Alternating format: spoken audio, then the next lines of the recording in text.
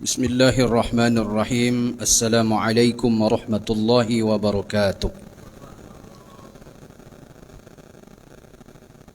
Alhamdulillahi rabbil alamin. Wassalatu wassalamu ala sayyidil mursalin wa ala alihi wa ashabihi wa man tabi'ahu ila yaumiddin. Subhanaka la ilma lana illa ma 'allamtana innaka antal alimul hakim. Rabbi shrah li sadri wa yassir li amri wahlul 'uqdatam min lisani yafqahu qawli, amma ba'du. Kaum muslimin wal muslimat sidang jamaah subuh Masjid Raya An-Nur yang dimuliakan Allah Subhanahu wa taala. Di awal majlis ini kita tidak henti bersyukur kepada Allah Subhanahu wa taala. Karena sampai subuh yang mulia ini Allah Subhanahu wa taala masih memberikan kepada kita nikmat, rahmat, karunia yang tidak terhingga. Sampai Allah Subhanahu wa taala pun memfatrikan cerita ini di dalam Al-Qur'anul Karim. Wa in ta'fu ni'matallahi la tuhsuha. Kalau kalian berusaha untuk menghitung nikmat karunia Allah, maka kalian tidak akan pernah mampu untuk menghitung nikmat dan karunia Allah Subhanahu wa taala yang diberikan kepada kita. Di antara sekian banyak nikmat yang Allah Subhanahu wa taala berikan kepada kita, maka terhitunglah nikmatul imani wal Islam. Nikmat iman dan Islam adalah nikmat yang paling besar yang kita terima sampai hari ini. Dan nikmat iman dan Islam ini adalah nikmat penentu segala sesuatu yang ada dalam kehidupan kita ini. Kenapa nikmat iman dan Islam adalah merupakan nikmat penentu dalam kehidupan kita, baik dunia maupun akhirat? Nanti ketika kita sudah diwafatkan oleh Allah Subhanahu wa taala, kita diwafatkan dalam keadaan tidak memperoleh nikmat berupa nikmat keduniaan, maka di akhirat kita tidak akan ditanya oleh Allah, kenapa kamu mati dalam keadaan lapar? Kenapa kamu mati dalam keadaan tidak cukup sandang, pangan, papan? Tidak akan ditanya oleh Allah Subhanahu wa taala.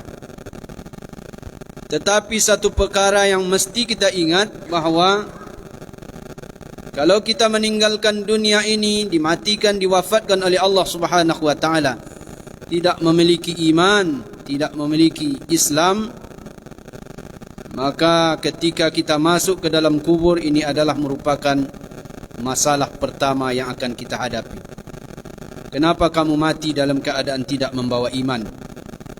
Kenapa kamu mati dalam keadaan tidak Islam? Dan ketika itu berawallah sudah penderitaan, masalah yang akan kita hadapi karena kita tidak memiliki nikmat yang besar ini. Maka kita bersyukur kepada Allah. Allah masih amanahkan kepada kita nikmat yang besar ini. Kemudian salawat dan salam kepada Nabi yang agung, Nabi yang mulia, Nabi Muhammad sallallahu alaihi wasallam, dengan ucapan Allahumma salli ala sayyidina Muhammad wa ala ali sayyidina Muhammad. Assalamu alayka ya Rasulullah. Kaum muslimin wal muslimat, jamaah subuh yang dimuliakan oleh Allah Subhanahu wa taala. Kita lanjutkan kajian hadis kita, kitab Al-Fathul Mubin bi Syarhil Arba'in oleh Ibnu Hajar Al-Haytami. Hadis ketiga yang sudah kita sampaikan kemarin, kita ulangi kembali. Hadis ketiga ini berbicara tentang rukun Islam. Hadis ketiga ini bersumber dari sahabat yang mulia Ibnu Umar radhiyallahu anhu. Kita bacakan matannya. An Abi Abdurrahman Abdullah bin Umar bin Al-Khattab radhiyallahu anhuma. Qal, dari Abi Abdurrahman Abdullah bin Umar ibn Al-Khattab radhiyallahu anhuma, Jadi nama kunyah atau panggilan dari Ibnu Umar ini, Ibnu Umar ini nama sebenarnya adalah Abdullah. Jadi ada kunyah namanya, nama panggilan. Biasanya kunyah ini dimulai dengan kata Abu. Ya, biasanya begitu. Contohnya Abu Bakar. Nama Abu Bakar bukan Abu Bakar, itu kunyah, panggilan. Abu artinya bapak, Bakar artinya gadis. Jadi bapak gadis.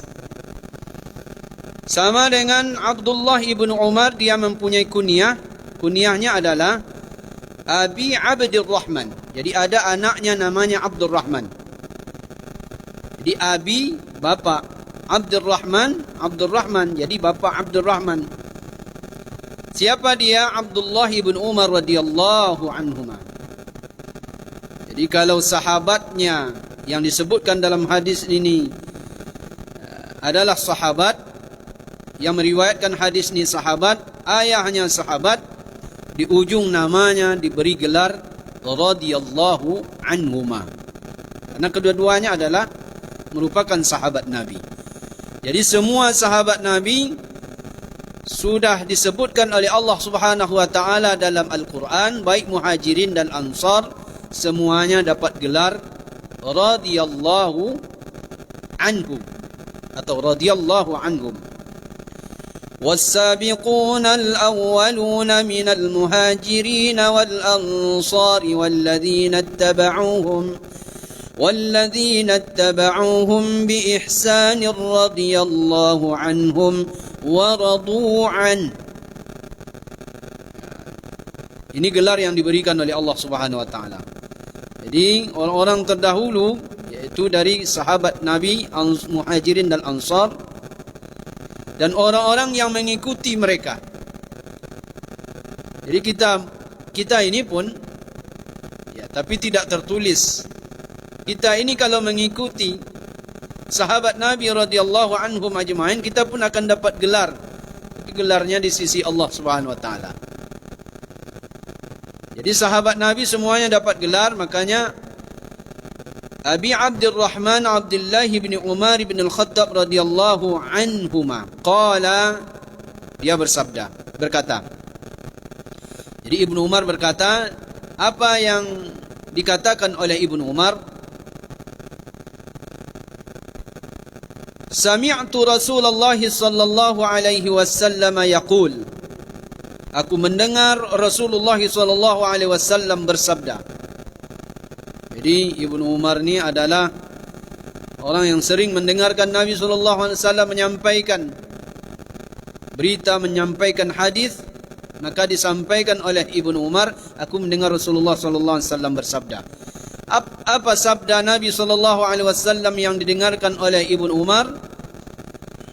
Buniyal Islamu ala khamsin. Islam itu dibangun atas 5. Inilah nanti yang kita akan bacakan syarahnya sesuai dengan yang disyarahkan oleh Ibnu Hajar Al-Haytami. Yang pertama, syahadati an la ilaha illallah. Jadi Islam ni dibangun atas 5 pondasi. Syahadati an la ilaha illallah.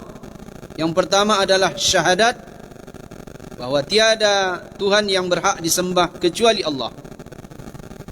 Yang kedua, wa anna Muhammadan abduhu wa rasuluh.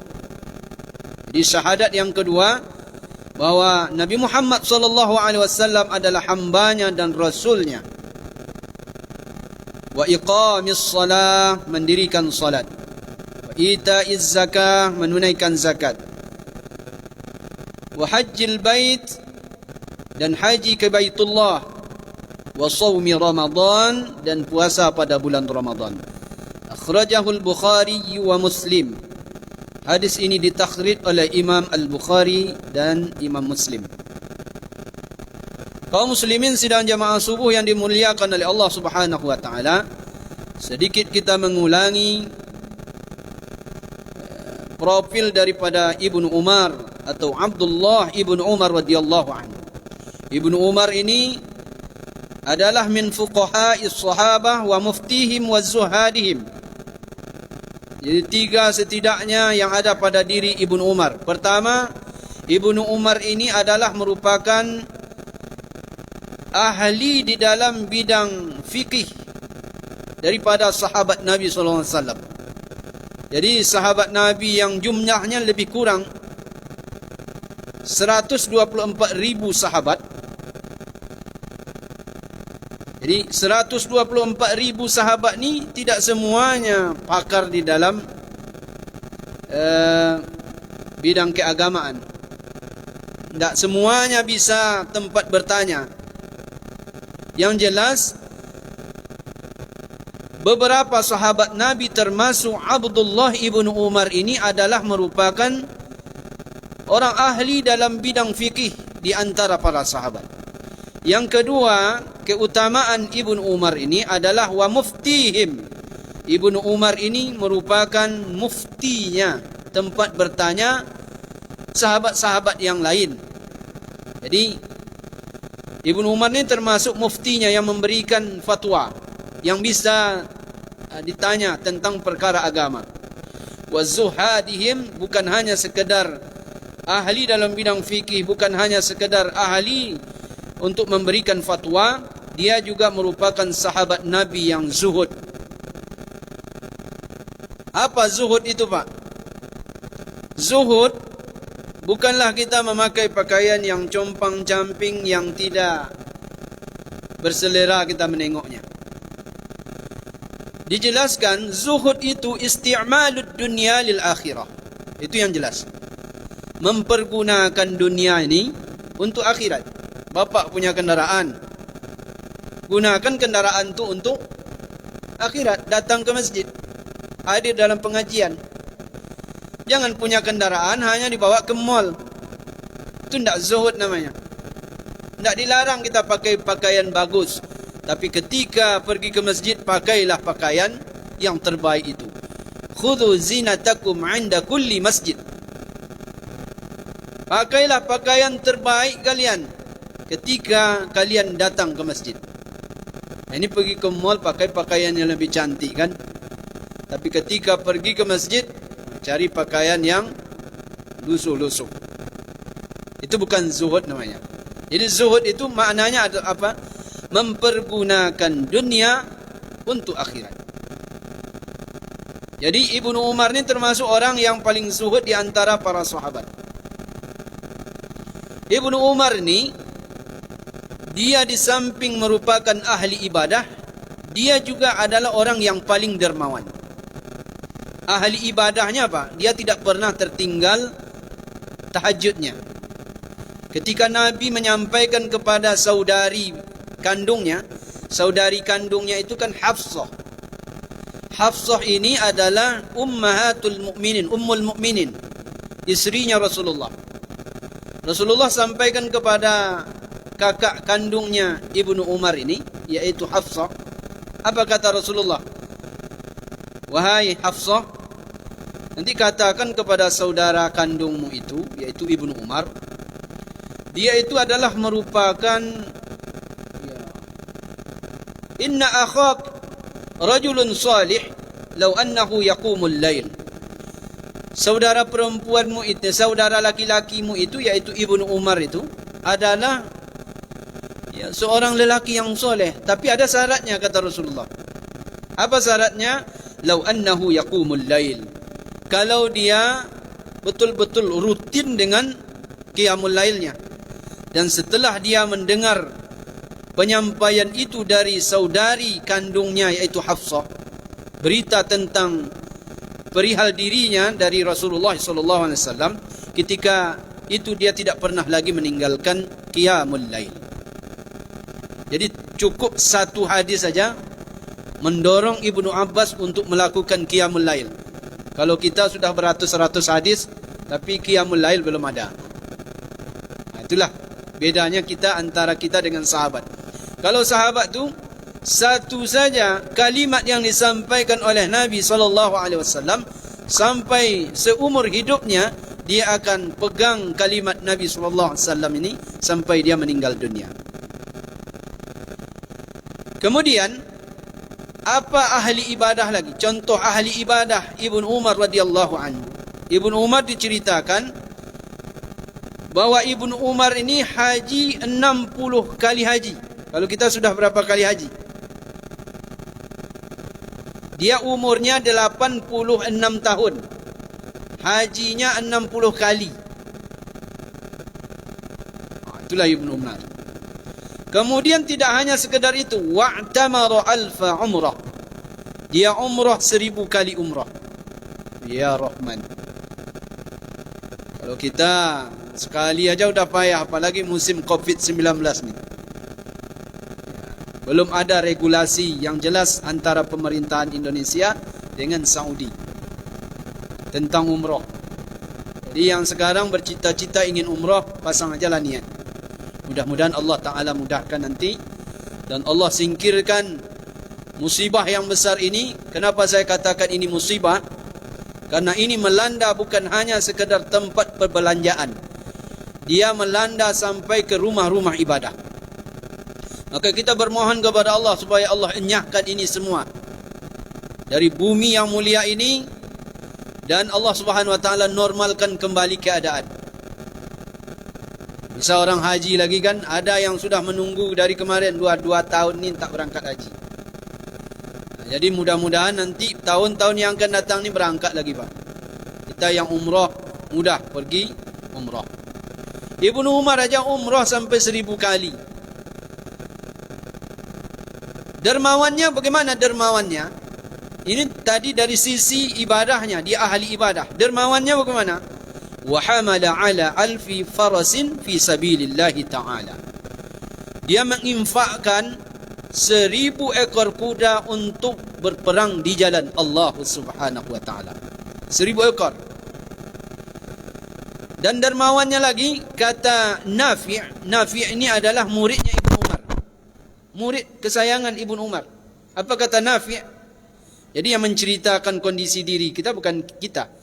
Biasanya yang menceritakan kondisi pribadi seorang guru adalah muridnya. Kebetulan kemarin hari guru. Jadi yang menceritakan tentang profil seorang guru itu murid. Maka yang menceritakan bagaimana kondisi Ibnu Umar adalah muridnya yang bernama Nafi'. Apa kata Nafi'? A'taqa alfa raqabatin aw azyad. Ibnu Umar ini memerdekakan 1000 budak, bahkan lebih. Jadi itulah Ibnu Umar radhiyallahu taala anhu. Kaum muslimin sidang jamaah subuh yang dimuliakan oleh Allah Subhanahu wa taala, umur Ibnu Umar ini 86 tahun. Jadi 86 tahun dia meninggal dunia dalam keadaan syahid. Ayahnya syahid, dia sendiri syahid. Umar radhiyallahu anhu syahid ketika salat subuh ditikam dari belakang oleh satu orang ya ekstremis namanya Abu Lu'lu'ah. Ditikam dari belakang ya karena orang beraninya dengan Umar dari belakang. Kalau dari depan tak sanggup. Karena Umar ni setan aja takut. Jadi dibunuh sama dengan Ibnu Umar ini. Ibnu Umar ini ditombak oleh orang suruhan dari Al-Hajjaj. Al-Hajjaj Ibnu Yusuf. Jadi raja yang zalim ketika itu. Dia masih Islam tapi zalim. Hajjaj Ibnu Yusuf. Dia ini masih Islam tapi ya perbuatannya banyak menzalimi, ulama dibunuh dan sebagainya. Jadi satu ketika Ibnu Umar radhiyallahu anhu berjumpa dengan Al-Hajjaj. Apa kata Ibnu Umar? Innaka safihun musallaq. Engkau ini Ibnu Umar orang bodoh tapi masih juga diangkat jadi pemimpin. Mendengar perkataan Ibnu Umar seperti itu, maka Al-Hajjaj marah. Tapi marahnya disembunyikan, Pak. Belum dinampakkan ketika itu. Diam-diam dia suruh orang lain untuk mencelakai Ibnu Umar. Bagaimana caranya? Dipersiapkan satu buah tombak dan di ujung tombak itu dibuat racun. Jadi dibuat racun ketika Ibnu Umar tawaf. Kan dia sering umrah nih. 1000 kali umrahnya. Ya umrah tentu ada tawafnya. Ketika Ibnu Umar sedang tawaf, apa yang terjadi? Orang suruhan Al-Hajjaj Ibnu Yusuf ini menombak, menikam, menusuk kaki Ibnu Umar yang sedang dalam keadaan tawaf. Dia sempat sakit beberapa lama. Dan ketika dia sakit itu dikunjungi juga oleh Al-Hajjaj. Bayangkan tu. Dia menyangka seolah-olah Ibnu Umar ni tak tahu siapa yang menyuruh, siapa yang mencelakainya. Dia kunjungi Ibnu Umar, lalu apa katanya kepada Ibnu Umar? Qatalani Allah illam aqtulhu. Apa kata Ibnu Umar? Terkutuklah aku jika tak bisa membunuh orang yang membuat engkau celaka seperti ini. Dia mulai bersandiwara, Pak.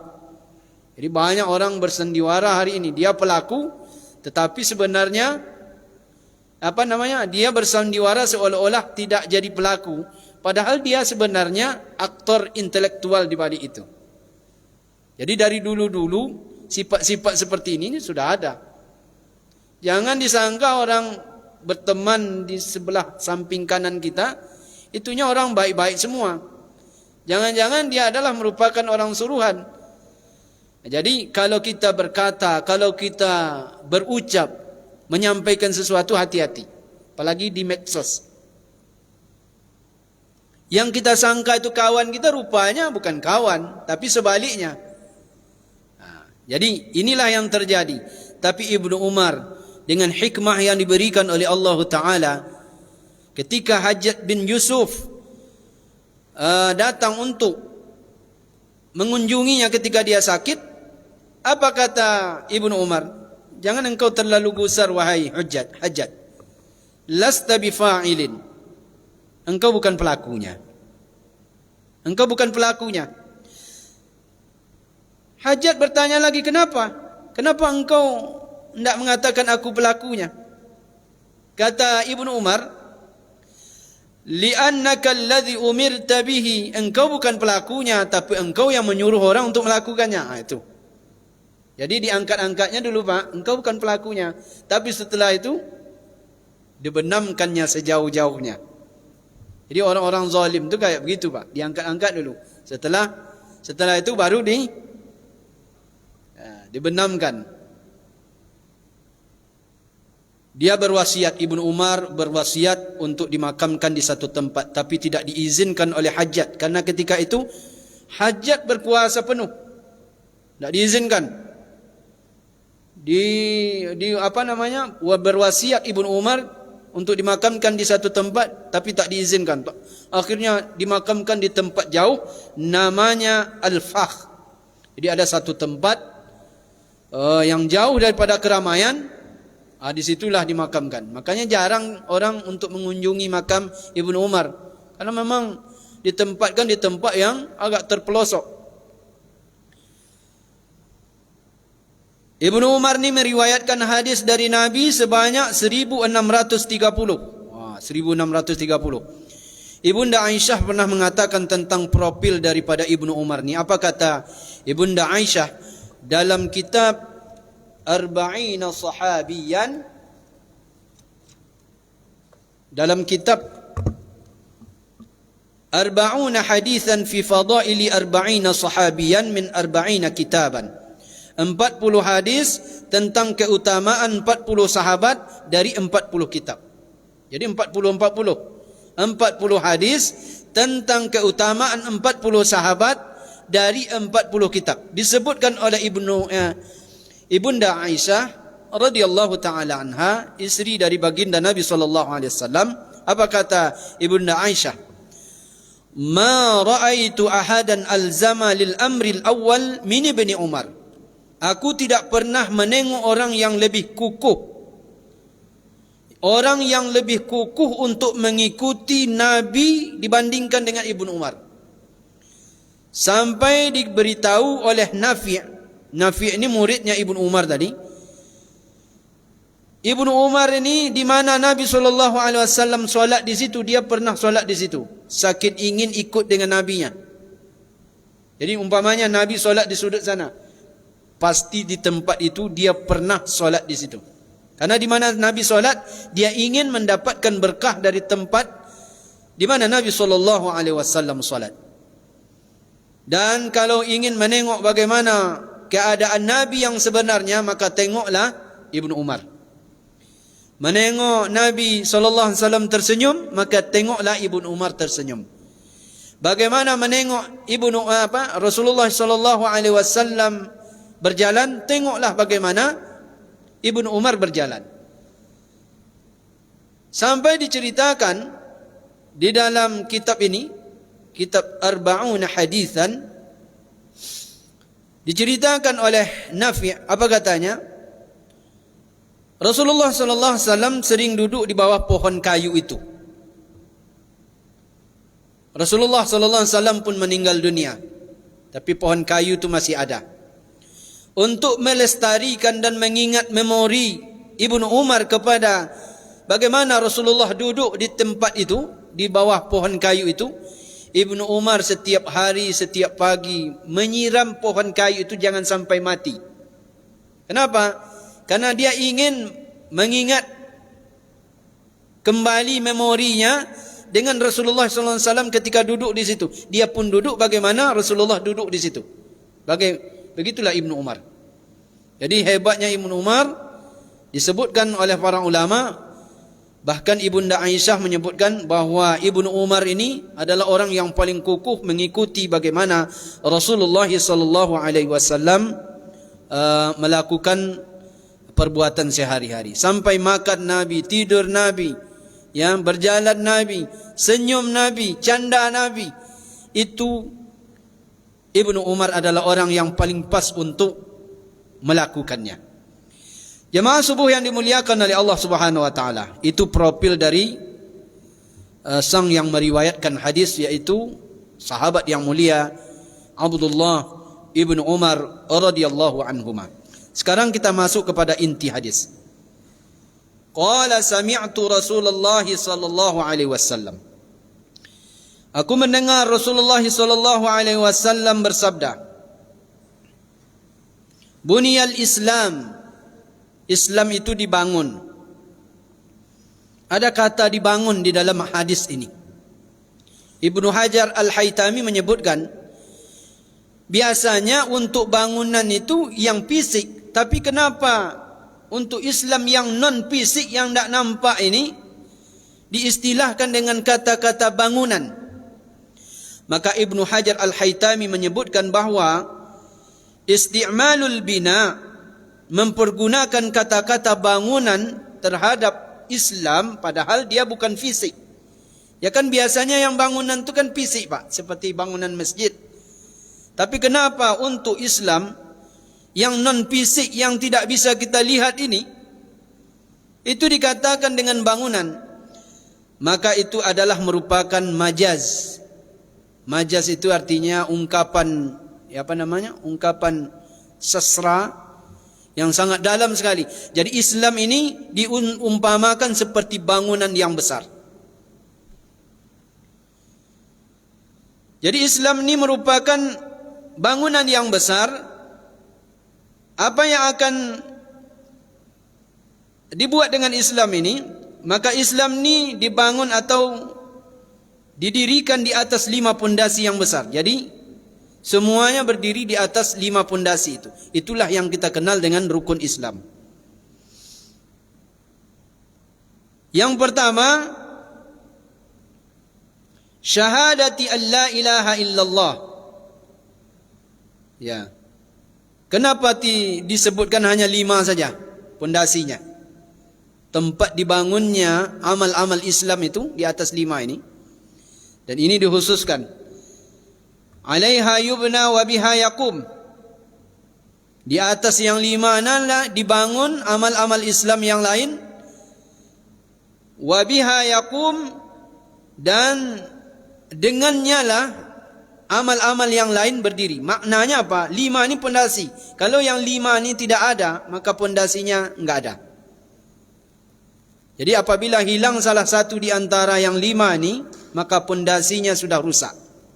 Yang pertama, syahadati alla ilaha illallah. Syahadat alla ilaha illallah, tidak ada ilah, tidak ada Tuhan yang berhak disembah kecuali Allah. Jadi syahadat ini Pak, disebutkan dalam hadis Jibril yang sudah kita sampaikan beberapa kali pertemuan dulu. Hadisnya panjang. Disebutkan syahadat ini harus memakai kata-kata asyhadu. Jadi kalau ada orang bersahadat nanti dia tidak pakai kata-kata asyhadu. Dia langsung menggunakan kata-kata la ilaha illallah Muhammadur Rasulullah. Kata Ibnu Hajar Al-Haytami, lam yakun musliman.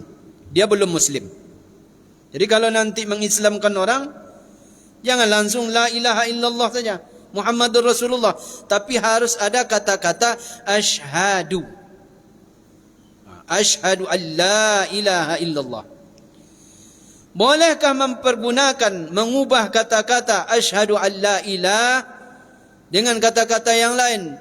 Illallah dengan kata-kata ar-Rahman, tidak boleh. Jadi contohnya asyhadu an la ilaha illa ar-Rahman, tidak boleh. Nama-nama Allah yang lain tidak boleh. Maka digunakan kata-kata Allah. Kemudian ada syahadat berikutnya, syahadat yang kedua, yaitu wa asyhadu anna Muhammadar Rasulullah. Muhammad pun tidak bisa digantikan dengan kata lain. Memang ada nama lain daripada Nabi Muhammad. Nama lain daripada Nabi Muhammad itu adalah Ahmad, disebutkan dalam Al-Quran kan gitu. Abul Qasim. Tidak boleh mempergunakan wa asyhadu anna Ahmad, tidak boleh. Harus Muhammad. Itu tentang syahadat. Nabi Muhammad SAW ini disebutkan, Nabi Muhammad SAW ini dari dulu namanya memang sudah populer. Sebelum dia ada, sebelum Nabi Adam AS wujud, namanya sudah populer.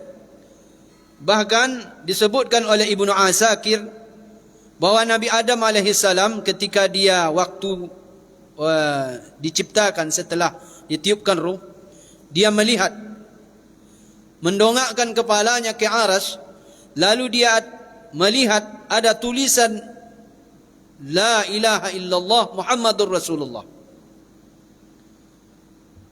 Dan dia melihat ada tulisan di langit, nama Muhammad ada. Kemudian ada di kamar-kamar yang ada di dalam surga dulu, ketika dia masih di surga, ada tulisan Muhammad, padahal orangnya belum ada. Dan tulisan Nabi Muhammad ini pun ada di leher-leher bidadari yang ada di dalam surga. Tulisan Nabi Muhammad SAW, tulisan nama Muhammad SAW ada di pohon-pohon yang ada dalam surga. Wabil khusus nama pohonnya adalah pohon Tuba. Dan di Sidratul Muntaha pun ada nama Nabi Muhammad SAW. Sampai di antara dua mata malaikat pun ada nama Nabi. Bayangkan tu. Begitu mulia yang Rasulullah SAW. Dan nama itu belum ada orang membuat nama sebelumnya. Jadi ketika ahli kitab menjelaskan bahawa ini akan ada nanti Nabi yang akan lahir, namanya Nabi Muhammad, lalu disampaikan oleh ahli kitab kepada orang ketika itu, maka berebut-rebutlah orang membuat nama anaknya dengan nama Muhammad. Untuk apa? Supaya mendapatkan barakah. Jangan-jangan anak kami ini adalah Nabi yang diceritakan oleh ahli kitab ni. Berebut-rebut pak orang membuat anak nama Nabi dengan nama Muhammad, supaya nanti terpilih anaknya menjadi Nabi dan Rasul. Jumlah mereka yang membuat nama Muhammad itu waktu itu adalah 15 orang. Jadi 15 orang yang membuat nama Muhammad. Tapi yang terpilih adalah Nabi Muhammad sallallahu alaihi wasallam. Jadi syahadat Jadi syahadat itu yang sempurna adalah asyhadu an la ilaha illallah wa asyhadu anna Muhammadar Rasulullah. Jadi kalau orang sudah bersyahadat, secara otomatis dia sudah Islam. Jadi kalau ada orang mengucapkan syahadat, berarti dia sudah Islam. Dia kan pura-pura. Kita kan tidak tahu dia pura-pura atau tidak. Nahkumu bidzawahir wallahu yatawallas sarair. Kami menghukum orang dengan zahirnya saja. Dan urusan orang itu, batinnya orang itu kita serahkan kepada Allah. Jadi kalau ada orang mengucapkan syahadat di depan kita, Pak, asyhadu an la ilaha illallah wa asyhadu anna Muhammadar Rasulullah, berarti dia sudah Islam. Jangan dia apa-apain lagi. Jangan dikatakan dia kafir, jangan dikatakan dia musyrik. Sekarang hari ini orang Islam pun dikatakan musyrik. Bayangkan itu. Orang Islam yang sudah jelas syahadatnya dikatakan musyrik. Wal-'iyazu billah. Lalu jadi syahadat itu dua. Tidak boleh satu saja. Asyhadu an la ilaha illallah ya Muhammadur Rasulullah, tak usahlah. Kan bisa aja. Enggak bisa. Kedua-duanya harus sejalan. Asyhadu an la ilaha illallah wa asyhadu anna Muhammadar Rasulullah. Lalu pondasi yang kedua adalah wa iqamis shalah, mendirikan salat. Ada kata mendirikan di sini. Kata Ibnu Hajar Al-Haytami dalam syarah hadis ini, makna iqamah adalah istimrar wal mulazamah. Terus menerus. Itulah makna dari iqamah. Jadi mendirikan salat. Wa iqamis shalah artinya terus menerus melakukan salat. Apa makna terus menerus melakukan salat? Di dalam Al-Quranul Karim diceritakan daimun, dan mereka salatnya senantiasa dalam keadaan salat. Padahal kita salat kan 5 kali dalam sehari semalam cuma. Tapi kenapa disebutkan di dalam Al-Quran kita senantiasa terus dalam keadaan salat? Maknanya apa? Sifat-sifat yang ada dalam salat kita bawa ke dalam kehidupan kita 24 jam. Dalam salat itu kita dalam keadaan membaca Al-Quran, ya, membaca ayat-ayat Allah. Di luar solat kita membaca Al-Quran. Jangan ketika waktu solat saja kita membaca Al-Quran. Di dalam solat kita zikir. Di luar solat kita zikir. Di dalam solat kita menundukkan pandangan. Kan tak boleh menengok mata ke, menengok mendongakkan pandangan ke langit. Bahkan Nabi SAW menyebutkan dan mendoakan orang yang mendongakkan atau menengok ke atas, ke langit ketika waktu salat. Apa kata Nabi? Mudah-mudahan dibutakan oleh Allah mata orang yang menengok ke langit. Jadi tidak boleh menengok ke langit atau menengok ke atas waktu salat. Ketika kita salat, mata kita ke tempat sujud. Artinya tundukkan pandangan. Di luar salat pun kita mesti tundukkan pandangan. Ini maknanya senantiasa berada di dalam solat. Makanya Ibnu Hajar Al-Haytami menyebutkan makna iqamatis salah adalah al-istimrar wal mulazamah. Senantiasa dan terus menerus dalam keadaan kondisi solat. Solat maknanya kata Ibnu Hajar Al-Haytami, solat secara bahasa ad-du'a. Jadi solat itu maknanya doa. Ya, secara bahasa begitu. Namun secara secara istilah makna dari salat ini adalah aqwal wa af'al. Ya, perkataan, perbuatan muftatahatun bitakbir wa muhtatamatun bitaslim.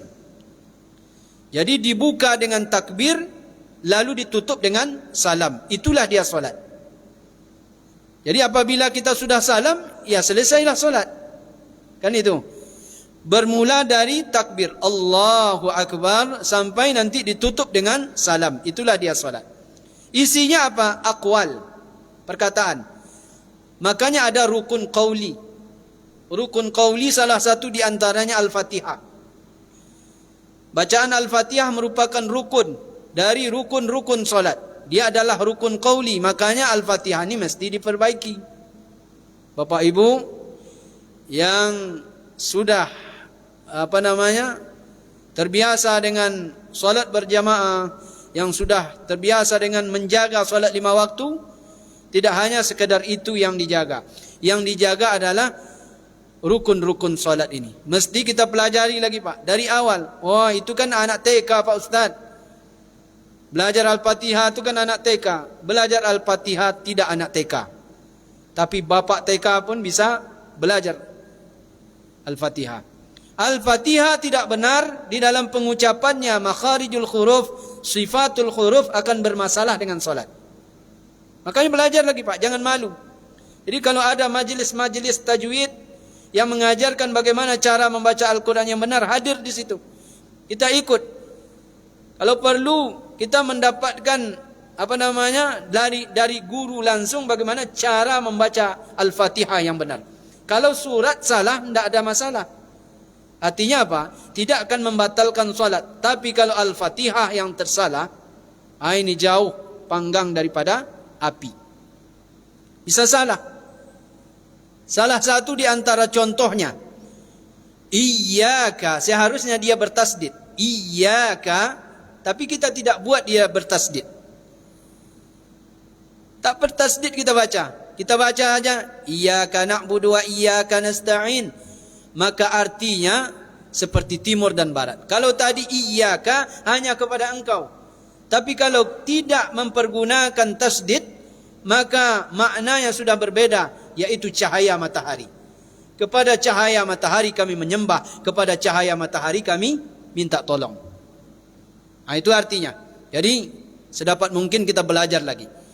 Jadi solat itu adalah doa menurut bahasa, dan menurut istilah adalah perkataan dan perbuatan yang dibuka dengan takbir dan ditutup dengan salam. Kemudian yang ketiga, pondasi yang ketiga di mana Islam ini, amal-amal Islam itu berdiri di atasnya adalah wa itaiz zakah, menunaikan zakat ila ahliha, kepada yang berhak menerima zakat. Yang berhak menerima zakat disebutkan dalam surah At-Taubah. Innamas sadaqatu lil fuqara'i wal masakin wal 'amilina 'alayha wal mu'allafati qulubuhum wa fir riqabi wal gharimin wa fi sabilillahi wa ibnis sabil. Ada 10. Berikanlah zakat itu kepada orang yang 10 ini. Jangan berikan zakat kepada orang yang tidak berhak menerima zakat. Nanti makna zakat tidak sampai. Zakat maknanya adalah an-nama wa tathhir, tumbuh dan suci. Apa makna tumbuh? Dengan zakat harta kita akan tumbuh, insya-Allah. Orang yang tidak berzakat hartanya akan dimusnahkan secara pelan-pelan oleh Allah. Kemudian at-tathhir, makna zakat ini adalah membersihkan. Di zakat kita itu banyak mungkin yang tidak benar, ya. Dengan zakat, ya, dibersihkan insya-Allah. Maksudnya kadang-kadang kita kan dengan tanpa sengaja mengambil ataupun mendapatkan rezeki ini dengan jalan yang memang kita sudah berusaha untuk menghindarinya. Tapi apa yang terjadi? Sekuat-kuatnya kita menghindari perbuatan-perbuatan yang tidak baik, pasti di situ ada juga terselip sedikit. Maka untuk membersihkan harta itu adalah dengan zakat. Jadi yang berhak menerima zakat itu tadi 10. Jangan berikan kepada selain daripada yang 10 ini. Fakir, miskin, amil, muallaf. Muallaf ni banyak perbedaan pendapat tentangnya. Muallaf ini ada yang mengatakan orang baru masuk Islam. Ada yang mengatakan orang yang ingin dijinak-jinakkan hatinya untuk masuk Islam. Bahkan di dalam fikih zakat, Yusuf Al-Qardawi menyebutkan bahawa bisa dimasukkan muallaf ini adalah orang yang memang hari-harinya adalah merupakan perangainya mungkin preman besar, preman besar ni, dia biasa mengganggu. Untuk melembutkan hatinya, Ya setidak-tidaknya untuk keluarga masjid dah, untuk orang-orang yang solat di masjid. Nanti kalau diberi zakat ini, dia tak akan ganggu. Kan gitu. Kata Yusuf Al-Qaradawi, ini boleh diberikan. Termasuk ke dalam mu'allafati qulubuhum, orang yang dilembutkan hatinya untuk Islam. Penjelasan itu panjang sekali dan pada kesempatan ini tidak bisa kita menyebutkannya. Termasuk juga banyak bagian daripada harta yang mesti dizakatkan. Ada zakat itu zakat mal, ada zakat itu zakat fitrah, ya. Zakat mal itu banyak pula pembagiannya lagi. Ada zakat pertanian, ada zakat emas, perak, apa lagi? Ada zakat pertanian. Ada zakat barang temuan. Ya. Itu sudah dijelaskan di dalam kitab-kitab fikih. Kita lanjutkan.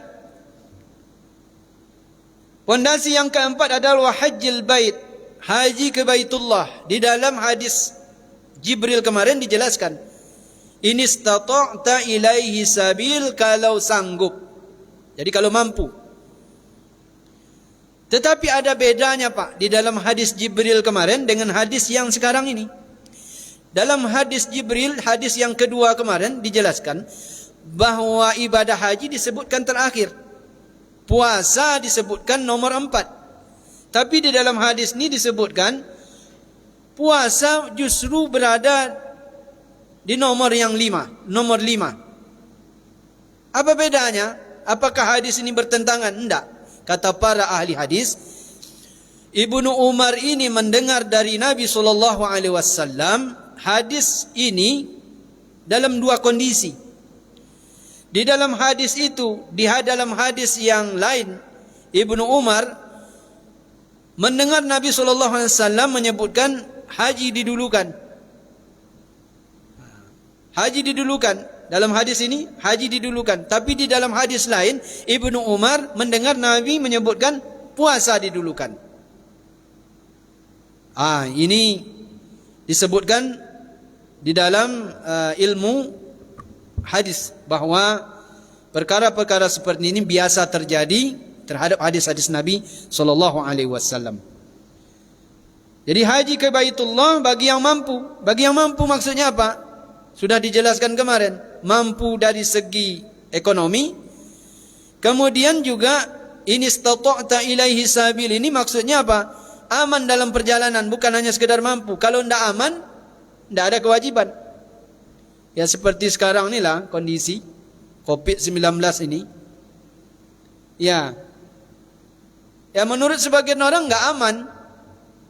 Tapi andai kata insya Allah sudah aman, sudah dinyatakan bebas kita dari COVID-19 ini, maka insya Allah kita haji bersama-sama. Kita doakan kepada Allah Subhanahu wa taala. Jadi haji itu mampu dari segi ekonomi, mampu dari segi kesehatan. Kalau tidak sehat juga tidak termasuk bagian mampu.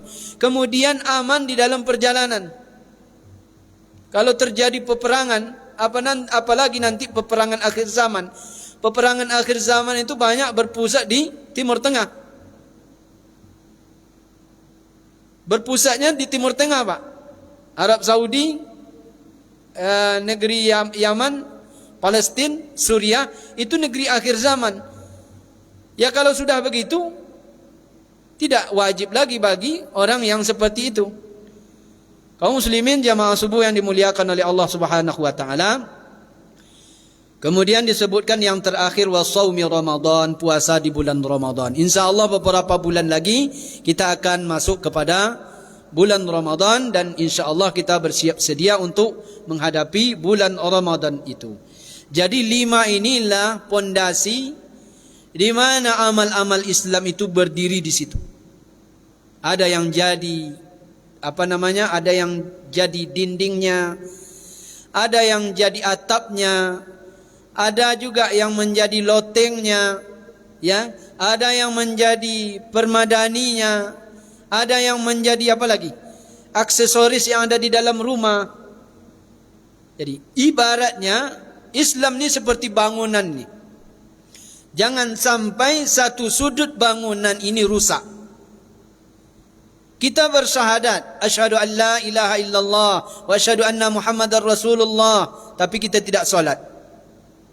Maka satu sudut daripada ruangan atau rumah besar ini sudah bermasalah.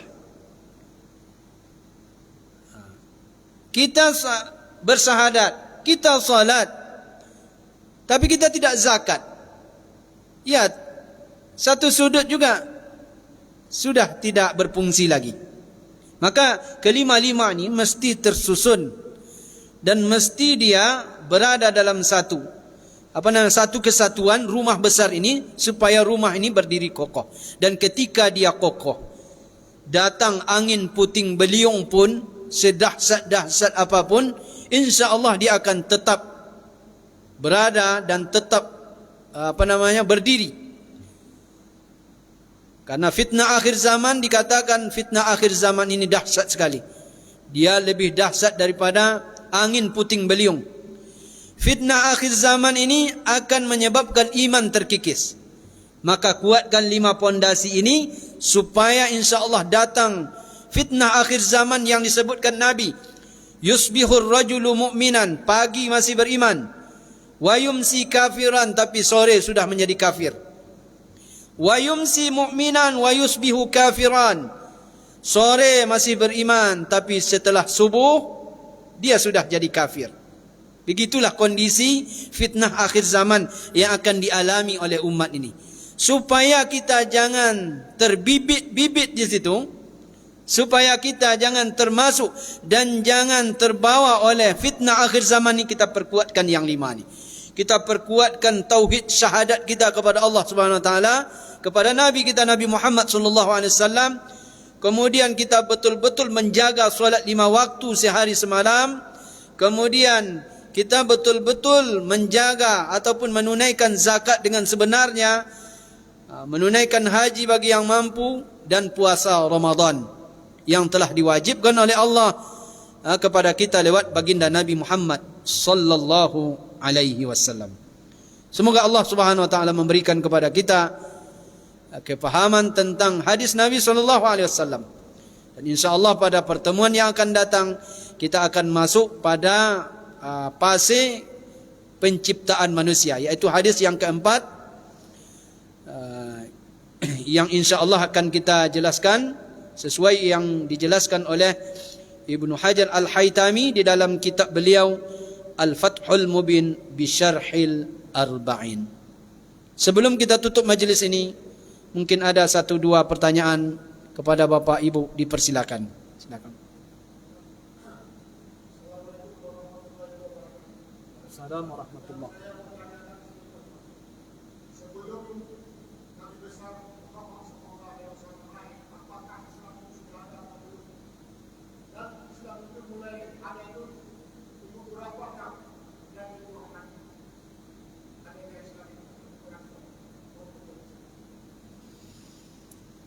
Islam sudah ada sejak awal-awal, sudah ada. Ma kana Ibrahim Yahudiyan wala Nasraniya walakin kana hanifan muslima. Nabi Ibrahim itu bukan Yahudi, bukan Nasrani, walakin kana hanifan muslima. Dia adalah muslim. Berarti Islam itu sudah ada sebelum Nabi Muhammad SAW. Bahkan Islam itu sejak Nabi Adam alaihissalam pun sudah Islam. Cuma syariat Islam ini berbeda-beda. Setiap Nabi dan Rasul berbeda. Kalau Nabi Musa solatnya sampai 50 kali sehari semalam. Itu yang dulu pernah dianjurkan kepada Nabi ketika Nabi menerima pertama kali perintah 50 waktu solat sehari semalam. Hai Muhammad, mintalah kepada Allah waktu Isra Mi'raj kan. Mintalah kepada Allah supaya dispensasi lagi, minta kurang. Minta lagi sampai akhirnya jadi 5. Setelah 5, Nabi Musa pun minta kepada Nabi Muhammad, "Hai Muhammad, minta lagi, umatmu tidak akan sanggup yang 5 tu." Kata Nabi Muhammad, "Aku malu untuk minta kepada Allah." Sudah diberi korting 45 banyaknya, di kortingnya mau minta juga lagi kan, malu. Jadi Islam sudah ada. Sejak dulu-dulu, sejak Nabi Adam AS pun sudah ada Islam. Tapi syariatnya berbeda. Syariat solat di zaman Nabi Muhammad berbeda dengan zaman Nabi-Nabi yang lain. Nabi-Nabi yang lain pun ada solatnya juga. Nabi Musa ada solatnya. Nabi Ibrahim ada solatnya. Tapi berbeda syariatnya. Jadi pertanyaan Bapak tadi, jawabannya begitu Pak. Ya. Ada lagi Pak Bung? Kalau tidak ada kita tutup dengan tasbih kifaratul majlis. Semoga Allah Subhanahu wa taala memberkahi subuh kita yang mulia ini. Subhanakallahumma rabbana wa bihamdika asyhadu an la ilaha illa anta astaghfiruka wa atubu ilaik. Wassalamu alaikum warahmatullahi wabarakatuh.